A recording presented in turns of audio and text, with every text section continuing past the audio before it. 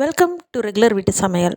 கேரளாவில் ட்ரெண்டிங்காக இருக்கிற பால் கப்பை ரெசிபி தாங்க இன்றைக்கி நம்ம செய்ய போகிறோம். இதை செய்கிறதுக்கு நமக்கு மரவள்ளி கிழங்கு ஒரு 1/2 கிலோ பக்கமாக இருக்கிற மாதிரி எடுத்துக்கோங்க. இதை மேலே கீழே எல்லாம் கட் பண்ணிவிட்டு அதை தோல் உரிக்கிறதுக்கு ஏதுவாக இருக்கிற மாதிரி நம்ம சைஸ் போட்டுட்டு தோலை உரித்து எடுத்துடலாம். மரவள்ளி கிழங்கு ஃப்ரெஷ்ஷாக இருக்கணும். ஃப்ரெஷ்ஷாக இருந்தால் மட்டும்தான் நமக்கு பால் கப்பை டேஸ்டியாக கிடைக்கும். இந்த மாதிரி தோலை நம்ம பீல் பண்ணும்போது அப்படியே தனியாக அது ஒரு லேயராக நமக்கு உறிஞ்சி வரணும். அந்த மாதிரி இருக்கிறது தான் நமக்கு ஃப்ரெஷ்ஷான புது கிழங்கு. நமக்கு நல்லா வேகும், நல்ல டேஸ்டியாகவும் இருக்கும். நரம்பெல்லாம் பச்சை பச்சையாக ஓடி இருக்கக்கூடாது. இப்போ எல்லாத்தையும் இதே மாதிரி தோல் உரிச்சிட்டு நல்ல தண்ணியில் கழுவிட்டு சின்ன சின்ன துண்டுகளாக நம்ம அரிஞ்சு போட்டுக்கலாம். கொத்தி அரிகிறதுன்னு சொல்லுவாங்க. இந்த மாதிரி ஜஸ்ட்டு கட் பண்ணி விடும்போது அது அந்தந்த மாதிரி பீசஸாக விழுந்துடும், குட்டி குட்டி பீசஸாக. இந்த மாதிரி முடியாது அப்படிங்கிறவங்க நம்ம கட்டிங் போர்டில் வச்சு சின்ன சின்ன பீசஸாக கட் பண்ணி போட்டுக்கலாம். இப்போ இதே மாதிரி எல்லா பீசஸையும் கட் பண்ணி போட்டுட்டு இது முழுசுற அளவுக்கு தண்ணி, நல்லா தாராளமாக தண்ணி விட்டு இதுக்கு தேவையான அளவு கொஞ்சமாக உப்பையும் சேர்த்து மூடி போட்டு அடுப்பில் வச்சு மினிமம் ஒரு 3 விசில். நார்மலாக வேகிற கிழங்கா இருந்தால் 3 விசிலில் நல்லா சாஃப்டாக வெந்துடும். ஒரு சில கிழங்கு நல்லா வேகாது. அந்த கிழங்குக்கு நீங்கள் தகுந்த மாதிரி விசில் எக்ஸ்ட்ரா விட்டு எடுத்துக்கோங்க.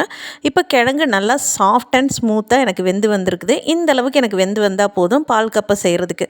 இப்போ இதில் இருக்க தண்ணியெல்லாம் நம்ம வடித்து எடுத்துட்டு இதை ஒரு அடிகனமான பாத்திரம், அப்படி இல்லைன்னா ஒரு மண் பாத்திரத்தில் நம்ம இதை ட்ரான்ஸ்ஃபர் பண்ணிடலாம். இதோட கூடவே ஒரு 4 சின்ன வெங்காயம், ஒரு பல் பூண்டு, ஒரு பச்சை மிளகா சேர்த்து நல்லா க்ரஷ் பண்ணி எடுத்துக்கலாம். நல்லா பிறுபிறுன்னு ஒரு மிக்ஸி ஜாரில் போட்டு எடுத்தாலும் சரி, இந்த மாதிரி கல்லில் போட்டு இடித்து எடுத்தாலும் சரி, இந்த மாதிரி இடித்து நம்ம அந்த கிழங்கோடு சேர்த்துட்டு இதை நல்லா உடச்சி விட்டுக்கலாம். இது நல்லா ஸ்மூத்தாக உடையணும். கொஞ்சம் ஓரளவுக்கு நல்லா உடச்சி விட்டதுக்கப்புறம் ஒரு 300 மில்லி தேங்காய் பால், ஒரு 1/2 மூடி தேங்காய் எடுத்தால் இந்த தேங்காய் பால் கிடைக்கும். முதல் பால், 2ஆம் பால் எல்லாத்தையும் ஒன்றா கலந்து இதில் ஊற்றிட்டு அடுப்பை ஆன் பண்ணி இதை நல்லா கொதிக்க விட்டுடலாம். இது 2லேருந்து 3 நிமிஷத்தில் லைட்டாக கொதி வர ஆரம்பிக்கும். அந்த மாதிரி கொதி வர்றதுக்கு முன்னாடி இதுக்கு தேவையான அளவு கொஞ்சமாக உப்பையும் சேர்த்துக்கலாம். ஏன்னா நம்ம கிழங்குல மட்டும்தான் உப்பு போட்டிருக்கிறோம், அடுத்து காரம் சேர்த்துருக்குறோம். இப்போ தேங்காய் பாலுக்கான உப்பு அதையும் கொஞ்சமாக நம்ம இதில் சேர்த்துட்டு கொதி வந்ததுக்கப்புறம் கைவிடாமல் ஒரு 3 நிமிஷம் இதை உடச்சி கொடுத்து நம்ம கலந்துக்கிட்டே இருக்கணும். அப்போ தான் நம்மளோட பால் கப்பை பர்ஃபெக்டாக கிடைக்கும். அந்த மாதிரி நம்ம இது எல்லாத்தையும் நல்லா கலந்து விட்டுட்டு அடுப்பை ஆஃப் பண்ணி இதை ஓரமாக வச்சிடலாம். இந்த ஸ்டேஜில் இந்த லிக்விடிட்டி நமக்கு ஆற நல்ல திக்னஸ் கொடுக்கும். இப்போ ஒரு 3லேருந்து 4 நிமிஷம் ஆகிடுச்சு.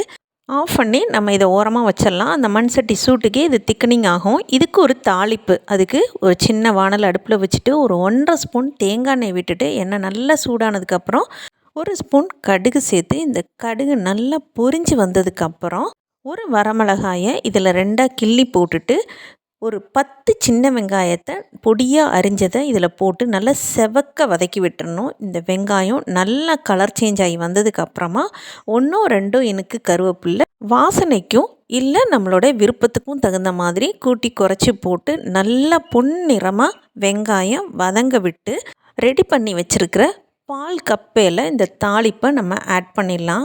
இப்போ இந்த தாளிப்பை சேர்த்துட்டு பால் கப்பையை நம்ம கலக்கும் போதே தெரியும் அதோட கன்சிஸ்டன்சி நல்லா திக்கனாகி வந்திருக்கிறது, பர்ஃபெக்டாக வந்திருக்குதுங்க.